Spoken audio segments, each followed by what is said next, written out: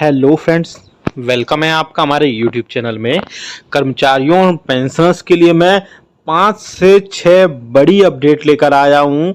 बहुत इम्पोर्टेंट ये वीडियो होने वाला है। ये वीडियो बेसिकली आपके 18 महीने के डीए एरियर्स, मिनिमम पे and minimum pension, fitment factor 2.57 से बढ़ा करके 3.61 गुना तक, डीए 38% की अनाउंसमेंट कब होगी, कितने मंथ का एरियर मिलेगा, फिक्स्ड मेडिकल अलाउंसेस और 8वें वेतन आयोग यानी 8th पे कमीशन पर जो बड़ी अपडेट निकल कर आ रही है, वो मैं सारी अपडेट्स आपको बताने वाला हूँ। इस पूरे वीडियो को कंप्लीट देखिएगा। इस सारे जितने भी बड़े आपके अपडेट्स हैं वो क्लियर हो जाएंगे और आपको बहुत इंपॉर्टेंट ये वीडियो है, इसलिए इस वीडियो को पूरा लास्ट तक देखिएगा। बने रहिए हमारे साथ इस वीडियो में लास्ट तक। और अगर चैनल पे पहली बार आए तो चैनल को ज़रूर सब्सक्राइब करिएगा। साथ ही साथ आप हमारी वीडियोस की लेटेस्ट नोटिफिकेशन के लिए घंटे के निशान को ज़रूर प्रेस करिएगा, तभी आपके पास वीडियोस की लेटेस्ट नोटिफिकेशन आ पाएगी और आप हमारे वीडियोस को इसी तरीके से आगे भी वॉच कर पाएंगे। चलिए पहली बड़ी अपडेट की तरफ लेके चलते हैं, जो कि आ रही है 18 माह की डीए एरियर्स पर। बेसिकली आप सभी को पता है कि 18 माह का जो डीए एरियर्स था वो जो है उसकी 3 इंस्टॉलमेंट्स आपको जो है सरकार ने कोविड के टाइम पे फ्रीज की थी, लेकिन कोविड जो फ्रीज हुआ डीए था उसको अनफ्रीज कर दिया गया था और बढ़ते हुए रेस्पेक्टिवली बढ़ते हुए आपके रेट पर महंगाई भत्ता और महंगाई राहत दिया गया था। लेकिन जो 18 माह का डीए एरियस था उसको देने से मना कर दिया गया था। पहले ही इसे क्लियर कर दिया गया था, लेकिन बाद में जो है मीडिया में ऐसी खबरें आती रहीं कि सरकार जो है 18 महीने का जो डीए और डीआर है वो आपको प्रोवाइड कराएगी। हालांकि सरकार ने कई बार इस चीज़ में बिल्कुल क्लियर और स्पष्ट बोला है कि 18 महीने का जो डीए और डीआर था कर्मचारियों और पेंशनर्स का, वो प्रोवाइड नहीं कराया जा सकता है। लेकिन इसके बाद भी जो है यूनियंस और फेडरेशंस जो हैं वो सरकार से लगातार इसके रिगार्डिंग बातचीत कर रही हैं और हो सकता हो आगे आने वाले दिनों में गवर्नमेंट जो है इससे देने के लिए राजी भी हो जाए। मीडिया में ऐसी खबरें आती रही हैं, लेकिन सरकार से गवर्नमेंट और जो यूनियंस और फेडरेशंस हैं वो कंटिन्यू इसके रिगार्डिंग बातचीत कर रही थी। और उन्होंने ये भी सरकार के सामने प्रपोजल रखा था कि सरकार जो है अगर एक बार में पैसा अगर नहीं दे सकती है 18 मंथ डीए एरियर का, तो 3 से 4 अलग अलग इंस्टॉलमेंट्स में सरकार उन पैसों को या डीए एरियर्स के जो पैसे हैं वो रकम है वो सरकार जो कर्मचारियों और पेंशनर्स को वापस कर दे, उसमें भी उनको कोई प्रॉब्लम नहीं है। हालांकि अभी तक बड़ी अपडेट यही है कि सरकार ने देने से मना कर दिया था, लेकिन फिर भी यूनियंस और फेडरेशंस के रिगार्डिंग कंटिन्यू बातचीत कर रही थी। अब बात करते हैं आपकी मिनिमम पे और मिनिमम पेंशन पर जो बड़ी अपडेट आ रही है उसके रिगार्डिंग। जैसा कि आप सभी को पता है कि 7वें वेतन आयोग के रिकमेंडेशंस के अकॉर्डिंग आपको अभी 18,000 रुपये बेसिक पे मिलती है।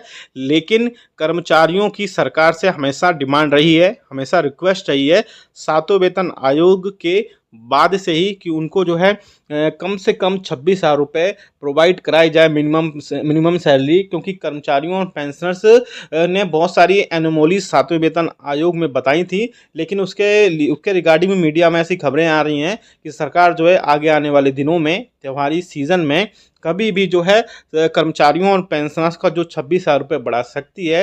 लेकिन मैं पर्सनली बताऊं तो मुझे नहीं लगता कि अभी सरकार जो है गवर्नमेंट सभी कर्मचारियों का जो मिनिमम पे है 18,000 रुपये से 26,000 रुपये कर सकती है। लेकिन पेंशनर्स के लिए बड़ी खबर है। बेसिकली पेंशनर्स की जो बेसिक पेंशन है उसमें बढ़ोतरी से लेकर बड़ी खबर आ रही है। कुछ दिन पहले एक मीटिंग हुई थी जिसमें कर्मचारियों और पेंशनर्स की, स्पेशली पेंशनर्स की जो बेसिक पेंशन थी उसमें बढ़ोतरी से लेकर के यूनियंस ने सरकार के सामने 2 प्रपोजल रखे थे। मैंने कुछ जो है प्रीवियस वीडियोस में भी थोड़ा सा इसका जिक्र किया था। पहले प्रपोजल था कि सरकार जो है पेंशनर्स की जो बेसिक पेंशन है उसको, आप सभी को पता है कि 7वें वेतन आयोग के रिकमेंडेशंस के हिसाब से बेसिक पेंशन में जो है 80 साल होने के बाद जो है 20% की सीधी सीधी वृद्धि की जाती है।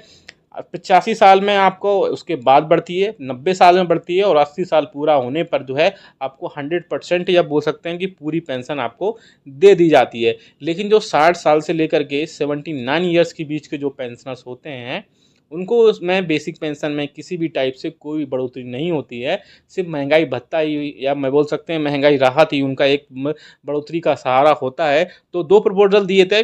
पहला प्रपोजल था कि सरकार जो है 65 यानी 60 से 65 साल के बीच में 5% की या 5 साल के ब्लॉक में 5% की बेसिक पेंशन में बढ़ोतरी करे। 65 से 70 साल में फिर से जो है 5% की, और 70 से फिर से 75 साल के बीच में 15% की बढ़ोतरी करे।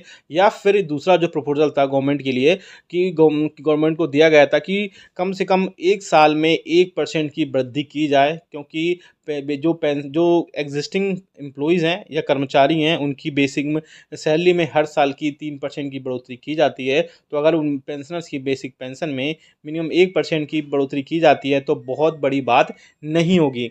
तो इसके रिगार्डिंग जो है कंसर्न मिनिस्ट्रीज ने इसमें जो है मैटर रिप्लाई भी आया था। रिप्लाई में ये बोला गया था कि जो है इसके रिगार्डिंग जो भी कंसर्न मिनिस्ट्रीज और डिपार्टमेंट्स हैं वो मैटर जो है अंडर कंसिडरेशन है, इसमें कोई भी अपडेट आ जाएगा तो बहुत बड़ी बात नहीं होगी। इसमें पेंशनर्स को आगे आने वाले दिनों में कोई बड़ी खुशखबरी देखने को भी मिल सकती है।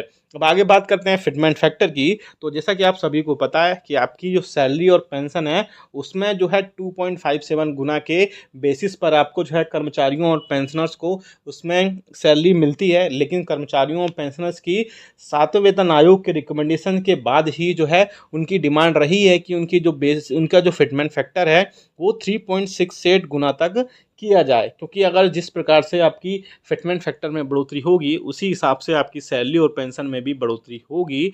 तो अगर 3.68 गुना तक होता है तो वाकई में कर्मचारियों और पेंशनर्स के लिए बहुत खुशखबरी होगी। लेकिन मुझे फिर से वही लगता है कि सब मीडिया में र्यूमर्स हैं और अभी ऐसा नहीं होने वाला है। लेकिन अगर ऐसा होता है तो कर्मचारियों और पेंशनर्स के लिए बहुत बड़ी खुशखबरी होगी।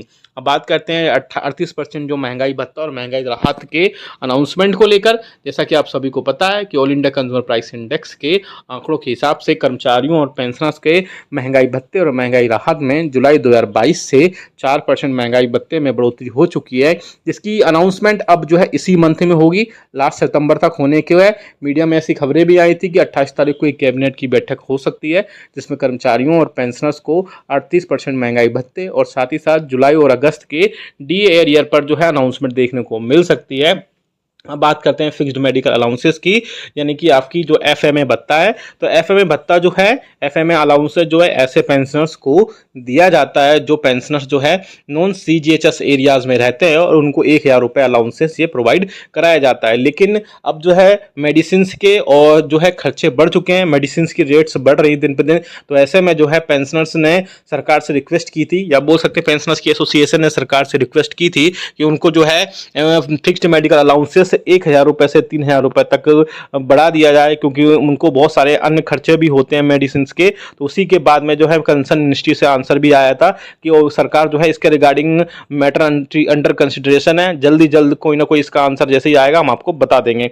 अब बात करते हैं 8th पे कमीशन की। तो सरकार ने इसके रिगार्डिंग भी अभी कुछ दिन पहले जो है सदन से एक आंसर आया था कि सरकार जो है आगे आने वाले दिनों में 8वें वेतन आयोग हो सकता हो ना आए, लेकिन इसके अल्टरनेट, इसके विकल्प में कुछ और आएगा। सरकार ने उसके बोला था कि महंगाई भत्ते और एनुअल परफॉर्मेंस के हिसाब से भी मीडिया में से खबरें आ रही है कि उसमें जो है ये सब चीजें देखने को मिल सकती हैं। ये वीडियो बहुत इंपॉर्टेंट वीडियो था। साथ ही साथ कर्मचारियों पेंशन हमें कमेंट करके बताइएगा कि आपके हिसाब से इनमें कौन कौन सी चीज़ें आपको आने वाले टाइम में, आने वाले समय में मिल सकती हैं। वीडियो अच्छा लगा तो लाइक करिएगा, शेयर सभी के साथ करिएगा। ऐसी न्यूज़ इन्फॉर्मेशन और अपडेट्स के लिए हमारे चैनल को भी सब्सक्राइब कर लीजिएगा।